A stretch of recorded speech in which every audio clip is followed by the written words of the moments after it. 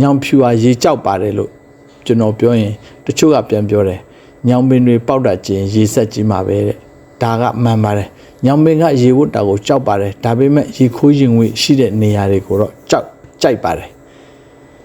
ဆိုလိုချင်တာကညောင်ပင်ကိုဘွန်ဆိုင်ပင်အဖြစ်စိုက်မယ်ဆိုရင်ရေဝတ်တဲ့မြေစာကိုသုံးလို့လုံးဝအဆင်မပြေပါဘူးဂိုင်းတွေအမြစ်တွေဖြတ်မဲ့ဆိုရင်လည်းအသားစားတွေမွကြံနေလို့မရပါဘူး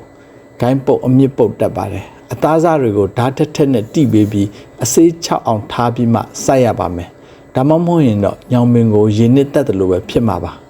ဂိုင်းဖြတ်မဲ့ဆိုရင်တော့လိုချင်တဲ့အတက်ထွက်မဲ့နေရာကနေအတက်ထွက်နိုင်တဲ့မျက်စိနေရာနေရာလောက်ကိုပို့ပြီးဖြတ်ထားစေချင်ပါတယ်ဂိုင်းသေးတွေဆိုရင်6သွားတက်လို့ပါ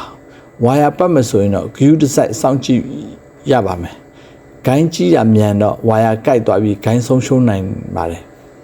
ဘွန်ဆိုင်နုပညာကိုစတင်လင်းလာမဲ့သူတွေကိုညောင်ပင်ကိုစိုက်စေချင်ပါတယ်ဘယ်နာမှာဖြစ်ညောင်ပင်ကိုအလွယ်တကူရှားနိုင်ပါတယ်တိတ်ပြီးဂယူးစိုက်စရာမလိုပါဘူးဘွန်ဆိုင်ပညာနဲ့ပတ်သက်ပြီးပညာကောင်းကောင်းရနိုင်ပါတယ်